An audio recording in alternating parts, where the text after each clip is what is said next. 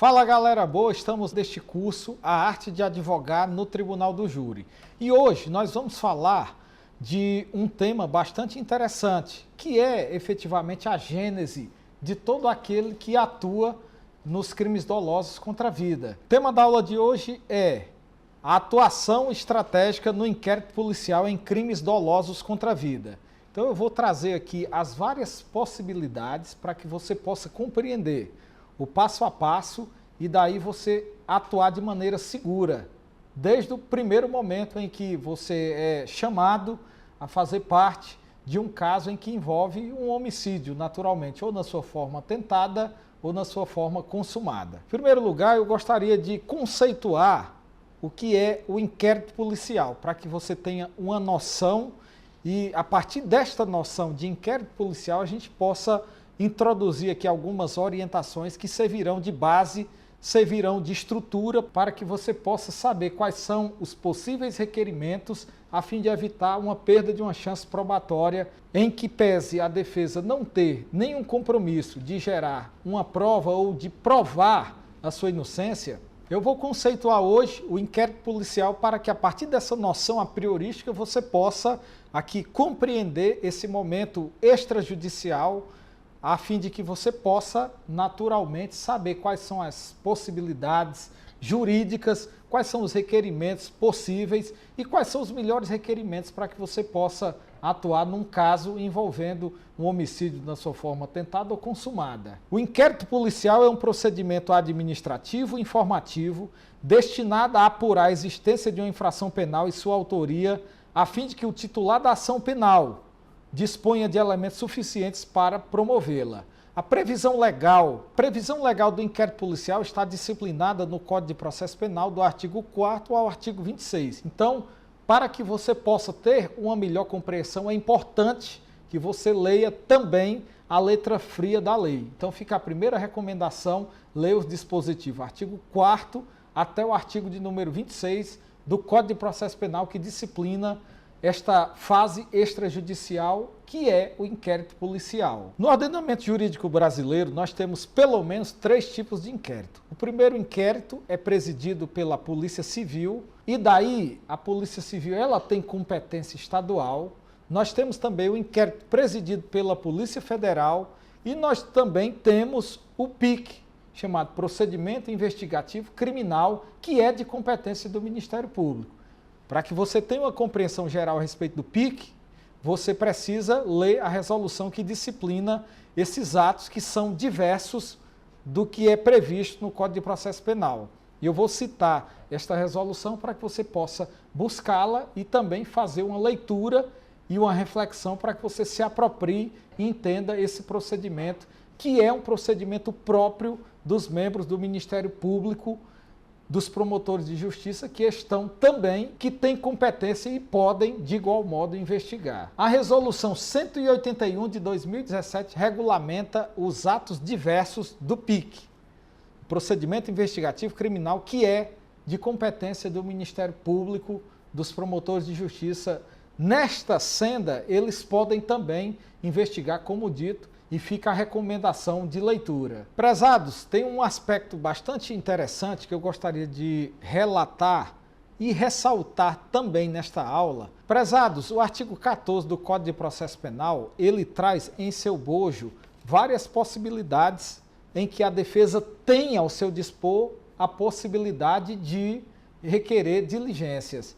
E dentre essas diligências eu vou trazer algumas hipóteses que nós costumeiramente utilizamos quando estamos a lidar nesses tipos de casos relacionados aos crimes dolosos contra a vida. E daí é importante você ter a noção, ter a compreensão de tudo aquilo que você pode fazer neste jogo processual para que você saiba efetivamente produzir dentro de um raciocínio defensivo aquele projeto de defesa que está na sua nascente, que está no seu nascedouro, que está na sua gênese. É aí onde eu vejo muitos advogados se perderem quando da elaboração do projeto de defesa, porque eles não sabem conduzir naturalmente os seus atos jurídicos, porque eles não sabem palmilhar e percorrer este caminho defensivo em prol a elaboração de uma defesa. E saiba que muitos dos projetos de defesa, eles nascem na própria delegacia de polícia.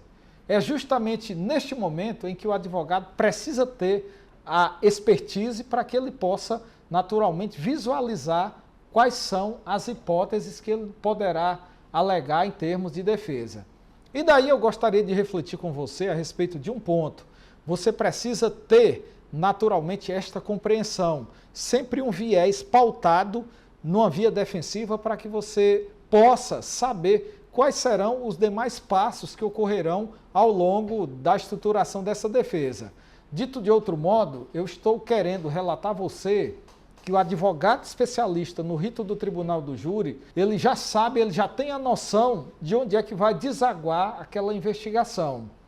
E muitas vezes existem situações na vida do advogado criminalista, especialmente na vida do tribuno que atua efetivamente no tribunal do júri, situações das quais ele já sabe qual vai ser o resultado final daquela demanda. E existem também situações das quais ele depende de outras situações jurídicas para que ele possa formar o seu raciocínio defensivo e, a partir daí, ele orientar o seu cliente para que ele possa, dentro de uma linha defensiva, dentro de uma perspectiva de defesa, já construir, nesse momento inicial, a sua tese defensiva, a qual ele pretende defender ao longo de todo o processo. Dito isto, eu gostaria de trazer aqui um ponto bastante interessante, é o que se chama de possibilidades e perda de uma chance probatória. É aquele momento em que o advogado, por não ter a noção de como percorrer neste território do tribunal do júri, ele perde a oportunidade de requerer algumas diligências essas que são de fundamental importância para que ele possa, naturalmente, apresentar uma defesa robusta, uma defesa forte, uma defesa contundente daquele que está na iminência de sofrer a deflagração de uma ação penal. Um ponto que eu gostaria que vocês tivessem uma noção geral. As pessoas gostam de, muitas vezes, dogmatizar determinadas situações na advocacia. Eu não sou tão radical a ponto de querer apresentar fórmulas jurídicas para que você possa absorver esse conhecimento e daí dizer que determinadas máximas, elas sempre ocorrerão desta maneira. Estou falando a respeito do direito constitucional ao silêncio.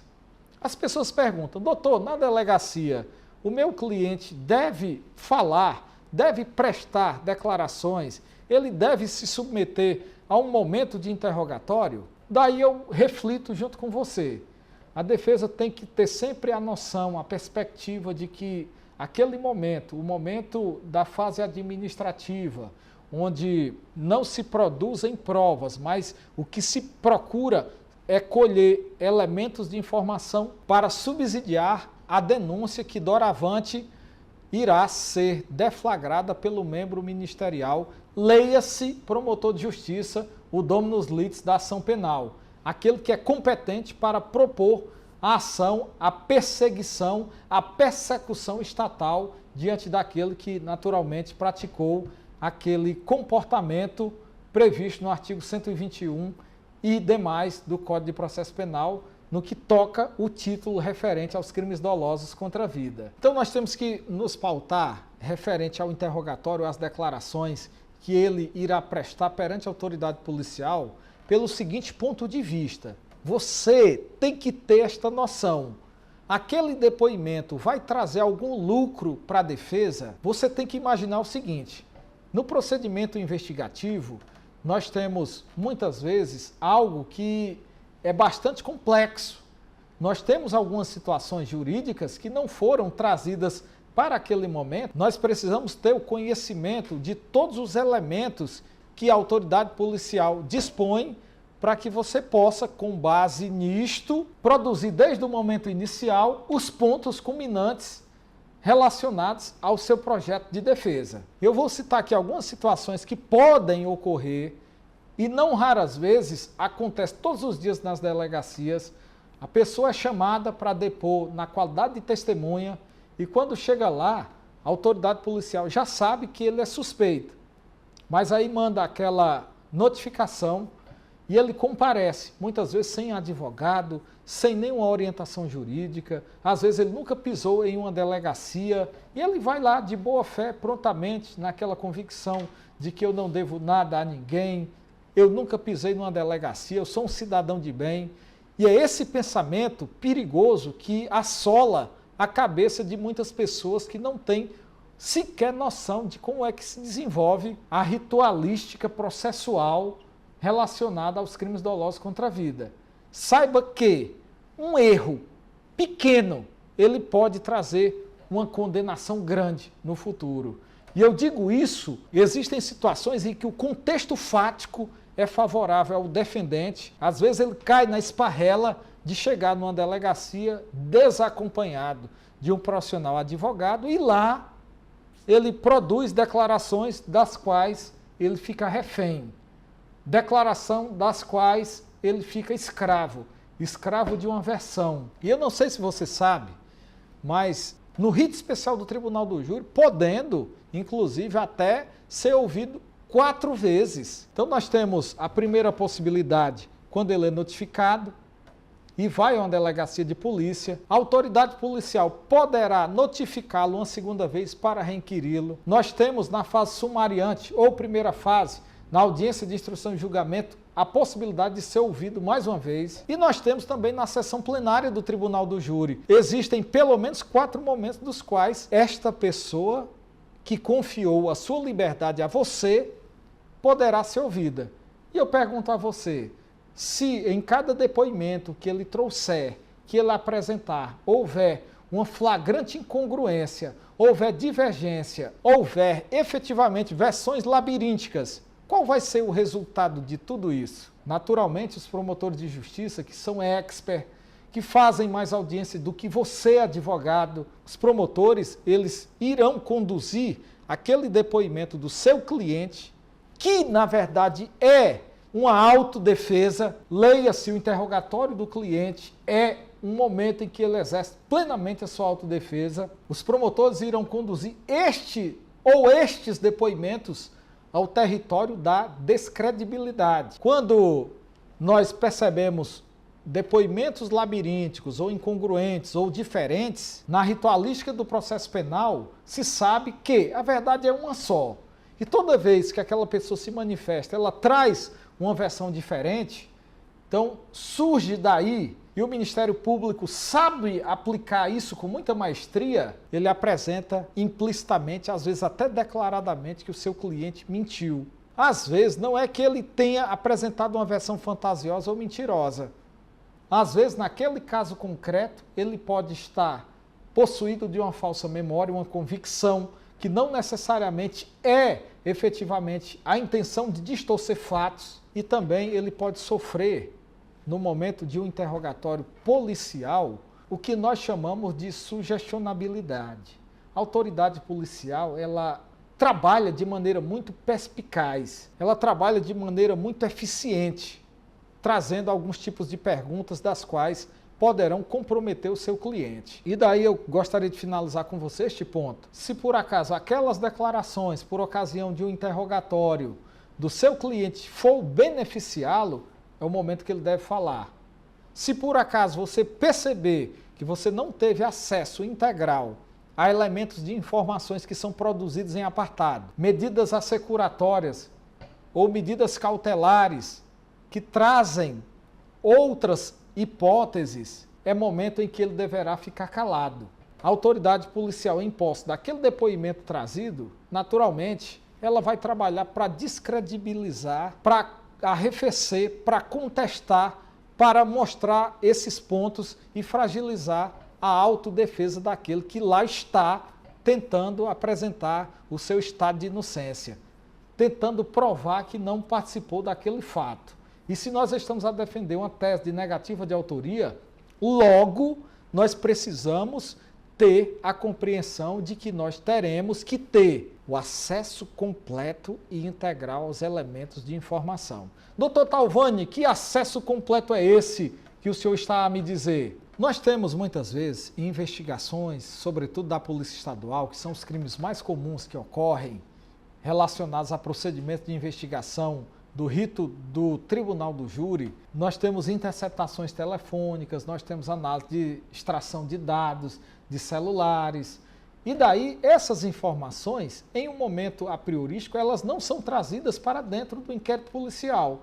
Aí, de repente, o seu cliente vai lá, na delegacia, não tem conhecimento que sequer estava sendo interceptado e ele apresenta uma versão. E essa versão, ao longo do inquérito, quando o delegado for finalizar aquele seu trabalho investigativo e redigir o relatório final, ele vai contestar todos aqueles pontos trazidos pelo seu cliente, procurando naturalmente enfraquecer a sua versão defensiva. E daí, você precisa ter a seguinte compreensão.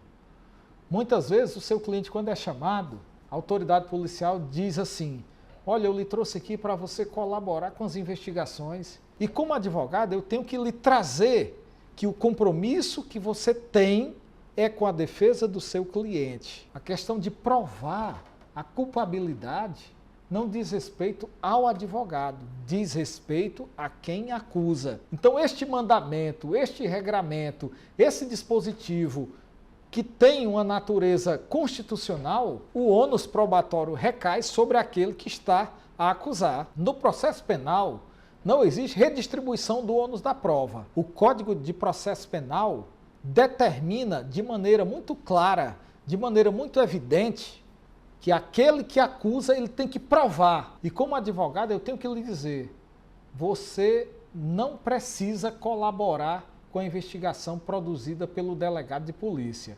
Você tem que colaborar com a defesa daquele que vai à delegacia. O artigo 156 do Código de Processo Penal é claro quando estabelece as diretrizes. A prova da alegação incumbirá a quem a fizer. A defesa tem que ter a sabedoria, tem que ter a expertise, tem que ter o compromisso de apresentar a melhor solução para aquele que está, naquele momento, na mira persecutória do Estado Todo-Poderoso que dispõe de todo o aparelho estatal, com polícia investigativa, com perícia, com inteligência, com poder de requisitar aquilo que entender necessário para robustecer os elementos informativos para depois o Ministério Público ter condição de deflagrar aquela ação penal. Então você tem que compreender que na delegacia de polícia, a autoridade policial está ali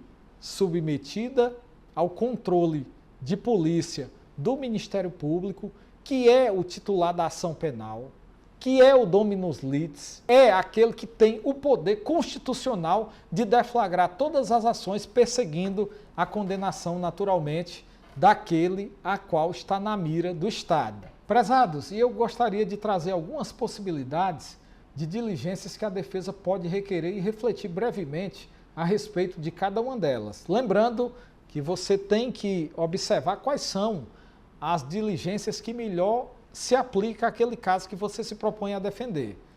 Doutor Talvani, são muitas as hipóteses, eu vou apresentar mais de uma dezena para você e você tem que refletir qual é a que melhor se encaixa naquele caso concreto que você está a defender. Nós temos no Código de Processo Penal, no artigo 14, a possibilidade da defesa requerer diligências.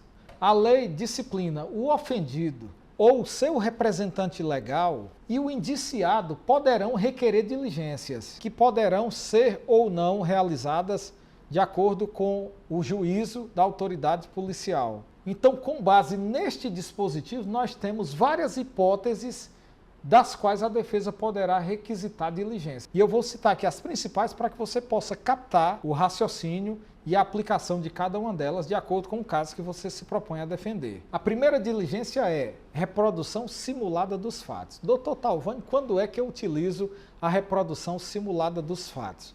Toda vez que isso for conveniente à sua defesa, toda vez que isso puder aclarar, lançar luz, trazer efetivamente à defesa daquele que lhe contratou a hipótese de demonstrar que de fato ele não participou daquele delito. Daí você pode me perguntar, são muitas as hipóteses em que se busca a reprodução simulada dos fatos?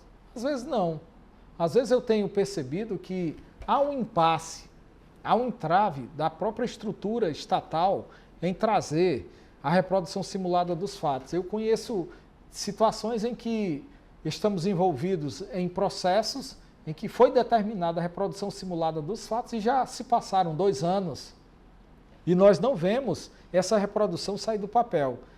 Isso é culpa da defesa? Em hipótese nenhuma.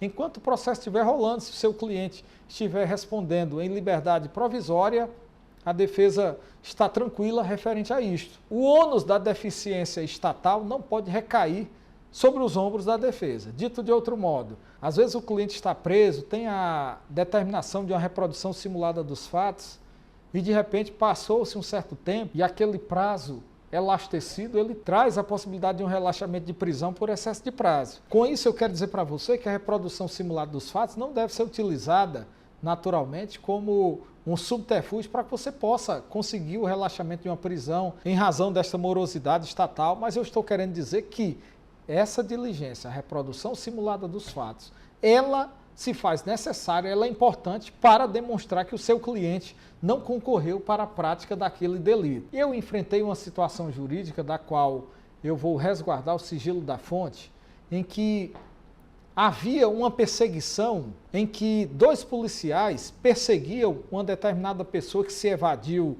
no momento em que a polícia tentou abordá-la. Daí o disparo, de acordo com a perícia realizada, dá conta que o disparo foi dado de cima para baixo, da direita para a esquerda. E o policial que foi acusado, ele estava do sentido contrário. Daí se faz necessário a defesa ter a diligência, ter a expertise de solicitar a reprodução simulada dos fatos.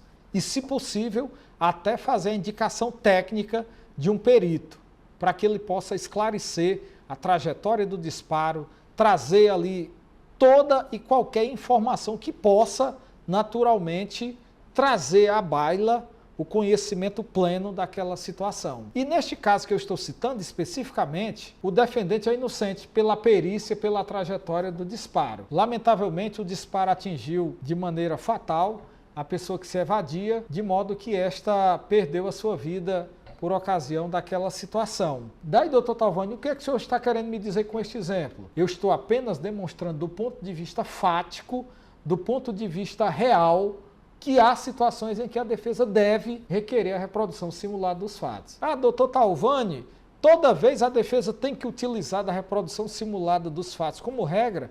Nem sempre. Existem situações em que a própria prova testemunhal ela pode lançar luz à situação e trazer todos os esclarecimentos necessários, de modo que o seu cliente já está seguro do ponto de vista defensivo e não há uma necessidade de trazer necessariamente uma reprodução. Mas daí você se vê diante de uma situação em que a testemunha ela aponta uma versão. Ela diz que o disparo foi dado num período noturno, quando tudo estava escuro. E daí você fez uma visita ao local do crime, você percebeu que não havia nenhum poste naquela situação. E à noite seria impossível daquela pessoa ter sido vista ou contemplada a olhos nus por aquela pessoa que disse que foi o seu cliente que atirou.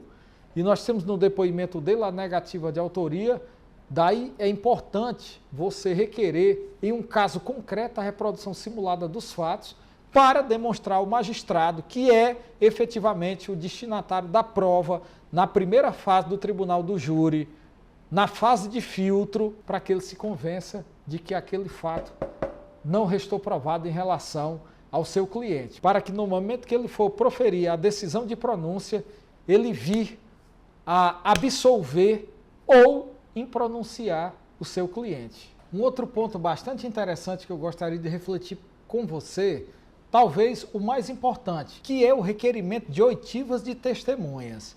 Doutor Talvani, como é que eu vou requerer tais testemunhas? Aquela testemunha abonatória? Obviamente que não. Que pode trazer nessa perspectiva defensiva algum elemento de informação que possa beneficiar o seu cliente.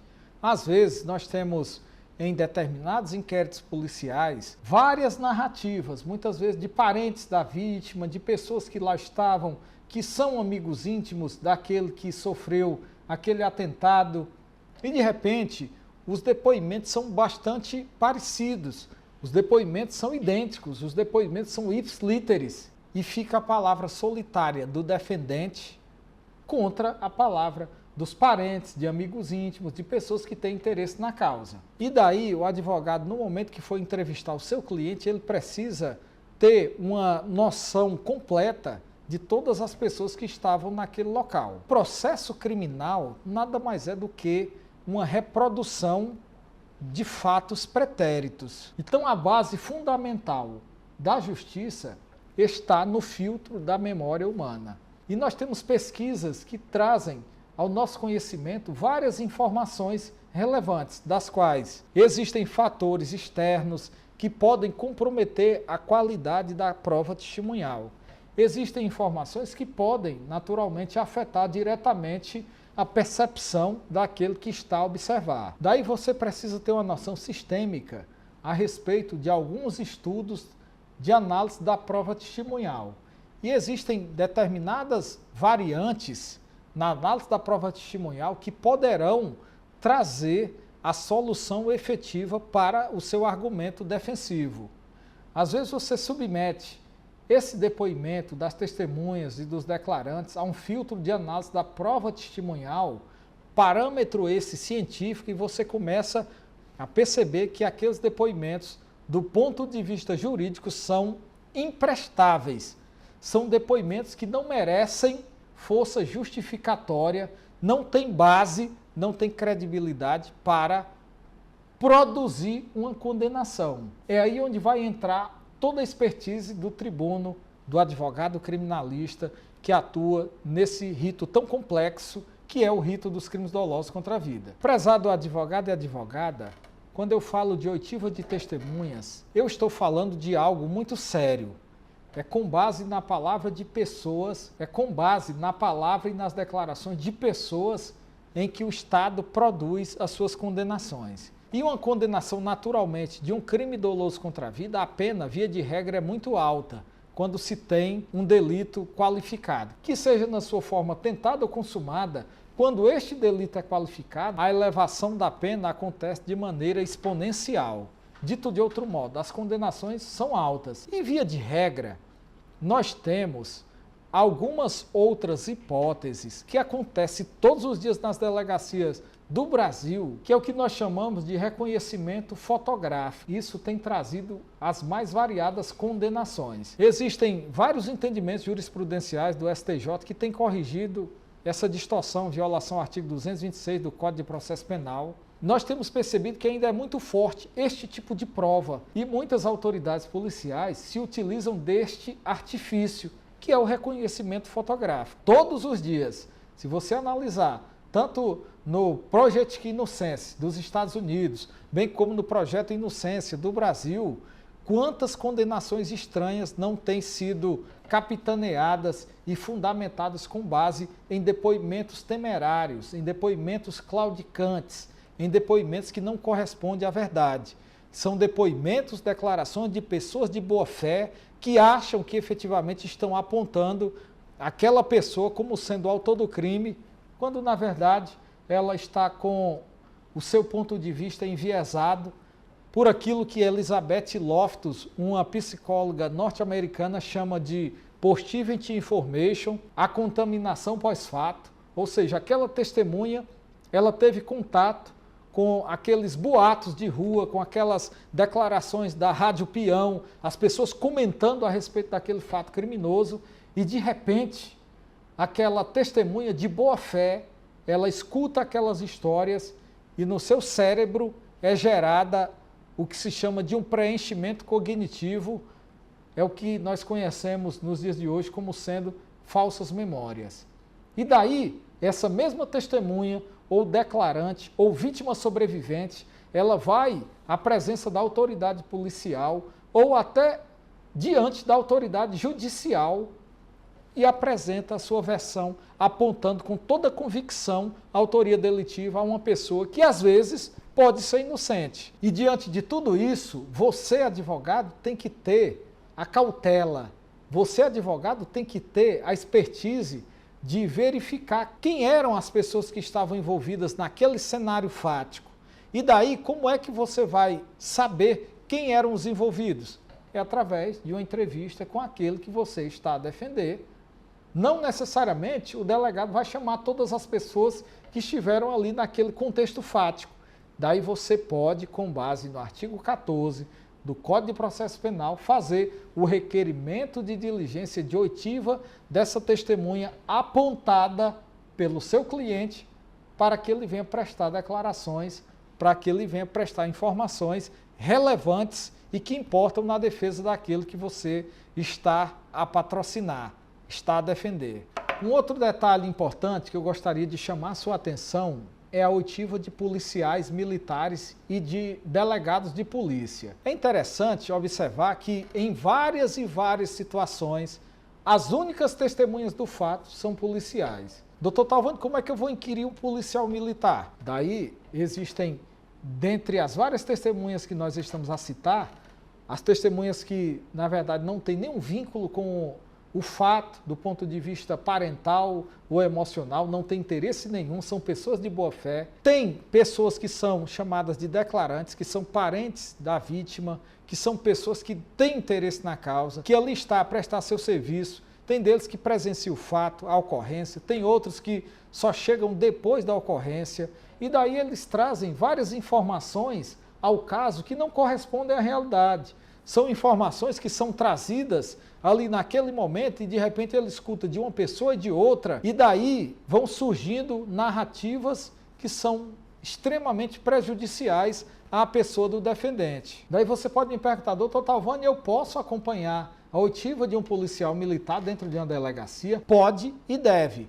Com base em quê? Artigo 7º, inciso 21 do Estatuto da Advocacia. Uma lei federal que você deve ter efetivamente compreensão, especialmente do artigo 7º, para que você possa preservar, para que você possa garantir todas as prerrogativas em defesa do jurisdicionado, em defesa daquilo que você se propõe a elaborar o projeto defensivo desde a sua gênese no inquérito policial. Mas, doutor Talvani, o delegado não me permite ter este acompanhamento com o policial militar. Eu quero lhe trazer aqui o pulo do gato para que você possa compreender. O artigo 185 ao artigo 225 do Código de Processo Penal, e deixo como recomendação de leitura, ele se aplica também aos atos praticados na delegacia de polícia. Ele se aplica aos atos informativos. E daí você pode, naturalmente, não somente acompanhar os depoimentos de testemunhas policiais militares, bem como você pode formular perguntas. Ah, doutor Talvani, eu não tenho esse hábito. Pois se você não tem esse hábito, você está perdendo uma grande oportunidade de implantar um projeto de defesa eficaz para aquele que você está a defender naturalmente. E daí eu gostaria de dizer para você que a delegacia não é um dos ambientes mais agradáveis para o advogado criminalista. Você é visto como persona não grata. Você é visto com maus olhares, principalmente quando se traz um crime que houve uma repercussão muito grande. Mas esse pensamento, ele só existe até o momento em que um parente dessa pessoa que está possuída de preconceito se assenta no banco dos réus. Mas este raciocínio eu estou trazendo para você porque você vai enfrentar situações diversas. Daí eu vou mostrar para você quais são os tipos de testemunhas. Quando o declarante vem depor, vou ensinar você a estabilizar este declarante, vou ensinar você técnicas de inquirição que vai trazer várias informações que podem beneficiar o seu cliente no projeto de defesa. Vou ensinar você a fazer abordagem de inquirição também com policiais militares, com delegados de polícia. Saiba que o ato de inquirir ou inquirição de testemunhas é um dos atos mais complexos do processo penal.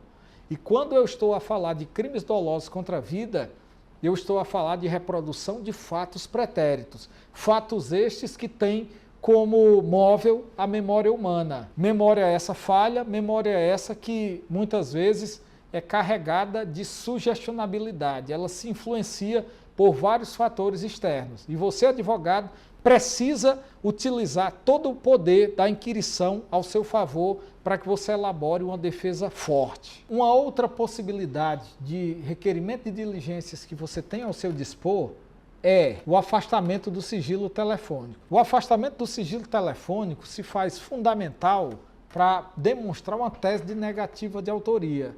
Muitas vezes, o delegado de polícia ele tem a convicção de que está acusando de maneira correta aquela pessoa, mas de repente ela foi confundida com outra.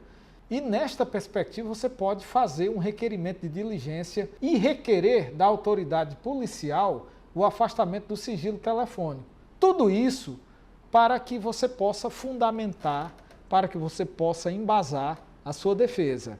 Mas, doutor Talvani, é sempre que eu posso requerer essa diligência? Não.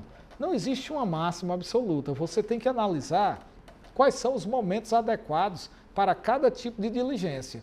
Tem projeto de defesa que você elabora que não é cabível um afastamento do sigilo telefônico, mas tem outros que se fazem necessário para que você possa demonstrar a não culpabilidade do seu defendente. Nós temos também uma outra hipótese, a título de requerimento de diligência, o exame papiloscópico. O exame papiloscópico visa saber se nos instrumentos do crime estão as digitais do cliente que você está a defender. Se você tem a convicção de que ele lá não estava, de que todos os elementos trazidos ao inquérito policial atestam que, de fato, ele é inocente, ou até a própria palavra dele, amparada por outros elementos de informação, atestam que ele é inocente naquele caso concreto, você pode também requerer o exame papiloscópico. Eu vou trazer a você exemplificativamente um caso. Várias pessoas estavam sendo acusadas de um confronto policial e daí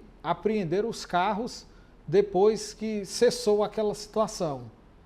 E as pessoas naturalmente que estavam envolvidas naquela situação conseguiram empreender fuga, fizeram a perícia nos veículos e conseguiram extrair as impressões digitais que estavam nos vidros, que estavam em outros instrumentos no carro, como na volante. Doravante, quando prenderam essas pessoas, fizeram o exame papiloscópico, o exame deu negativo. Ou seja, aquelas pessoas que estavam sendo acusadas daquele delito, efetivamente, pela prova científica, não foram as que estavam dentro daquele veículo por ocasião daquele confronto. Além do exame papiloscópico, nós temos também o exame de DNA, um exame de extrema relevância, um exame de muita precisão. E daí eu trago à baila uma situação também em que se buscou demonstrar a inocência daquela pessoa que estava sendo alvo de uma perseguição policial e através do exame de DNA comprovou-se que os fios de cabelos que foram extraídos do veículo em que supostamente ele estava, o material genético coletado não foi compatível, não bateu com o material coletado da pessoa apontada como sendo o autor daquele delito. Daí você me pergunta, doutor Talvani, o exame de DNA é preciso? Eu digo, é um dos exames mais seguros que nós temos hoje para atestar a inocência daquele que está sendo alvo de uma acusação injusta. Nós temos também ao nosso dispor o requerimento de juntar as certidões de antecedentes criminais daquela pessoa também apontada como vítima naquele caso concreto. Isso porque é importante também você trazer e desenhar um perfil social do seu cliente. Se você sabe que é um cidadão de bem, que aquele fato foi isolado na vida dele, que aquela circunstância aconteceu de maneira precipitada, que ele não queria dar causa àquele acontecimento, faz lá, traça um perfil sociológico, é importante. Doravante, quando você for submeter aquele caso à apreciação do conselho de sentença, na segunda fase do tribunal do júri, eles vão ter uma percepção diferente daquilo que você está a defender. Nós temos também a hipótese do exame residográfico. Isso daqui também é muito importante para saber se efetivamente o exame residográfico existe elementos que atestem que o seu cliente atirou naquele momento. E daí eu gostaria de chamar a sua atenção para dois pontos interessantes. Existe uma dúvida muito grande hoje do que seja exame de parafina e exame residográfico. Toda vez que você vê um promotor de justiça alegar e dizer que o exame de parafina é um exame arcaico que não se utiliza, ele está falando de uma modalidade de exame que efetivamente já foi praticamente banida, o que é diferente do exame residográfico. é completamente diferente o exame residográfico do exame de parafina. E eu estou trazendo essa informação porque ela é relevantíssima no contexto da elaboração de um projeto de defesa. Porque às vezes você fica preso a um argumento de um promotor que talvez não tenha se atualizado para saber que existe uma diferença abismal entre o exame residográfico e o exame de parafina. São coisas diferentes. Existe também a possibilidade de você requerer a realização do exame toxicológico. Você também pode requerer o afastamento do sigilo bancário do réu e vítima. Você também pode requerer a realização do exame grafotécnico. Você também pode requerer a realização do espectrograma para saber se a voz daquele que supostamente mandou o áudio é efetivamente pertencente a ele. O exame de voz é importante em casos em que as pessoas apresentam áudios nas delegacias de polícia. Prezados, nos dias que nós estamos vivendo hoje, a situação está um tanto quanto complicada. Eu digo isso porque existem aplicativos que captam a voz do sujeito em alguma rede social e você pode manipular esta voz e apresentar toda e qualquer declaração utilizando a voz do sujeito, inclusive com o mesmo sotaque dele. Existem aplicativos também que manipulam conversas de WhatsApp. Então estamos vivendo em uma época, se faz necessário às vezes a defesa requerer o espectrograma para demonstrar que efetivamente aquela voz não pertence ao cliente. Daí você pode perguntar, doutor, isso acontece com frequência? Nós temos que desconfiar de tudo. Doutor Talvani, além disso, eu tenho que ter alguma cautela a mais na minha atuação em delegacia de polícia por ocasião do inquérito policial? E eu vou te trazer algumas possibilidades antes de encerrar o nosso encontro de hoje. Você pode pugnar pela incomunicabilidade das testemunhas, os mesmos princípios que se aplica do artigo 185 ao artigo 225 do Código de Processo Penal se aplica também na delegacia de polícia.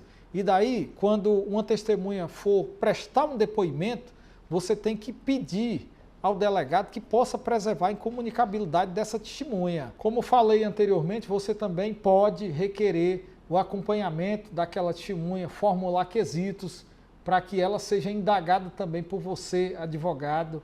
Ah, doutor Talvani, mas o delegado não deixa. Faz lá um requerimento por escrito e deste requerimento você leva ao conhecimento do magistrado doravante para que você possa tentar anular aquele ato realizado sem a sua presença, porque traz um efetivo prejuízo à defesa. Um outro aspecto que eu gostaria de ressaltar a você, existem muitas situações, a polícia recebe uma denúncia anônima e vai até a casa da pessoa e de lá ela efetua uma prisão em flagrante, ou às vezes ela vai com um mandato de prisão, apreendeu a pessoa, mas não tem o poder dado pelo juiz através de uma decisão de fazer busca e apreensão, mesmo assim ela faz. Todas essas situações em que a polícia ela age com excesso, elas são passíveis de ser anuladas. E eu apresento essas várias hipóteses a você, porque não raras vezes a polícia ela chega na casa da pessoa e diz, recebi uma denúncia anônima. E o entendimento dos tribunais superiores já tem se manifestado no sentido de que, ao receber uma denúncia anônima, a polícia ela tem que partir para diligências complementares para depois efetivamente investigar. Em primeiro lugar, porque as declarações de uma denúncia anônima elas podem ser apócrifas, elas podem ter uma motivação outra que não aquela de colaborar com a justiça, elas podem efetivamente estar a violar direitos fundamentais. E eu vou fazer uma citação e quero que você anote e depois você procure essa decisão para lê-la na íntegra, para que você possa se apropriar deste entendimento jurisprudencial do STJ e aplicar na sua advocacia no dia a dia. É o RHC 64504 do STJ. Uma outra providência que você deve adotar também é a impossibilidade dos depoimentos serem copiados e colados.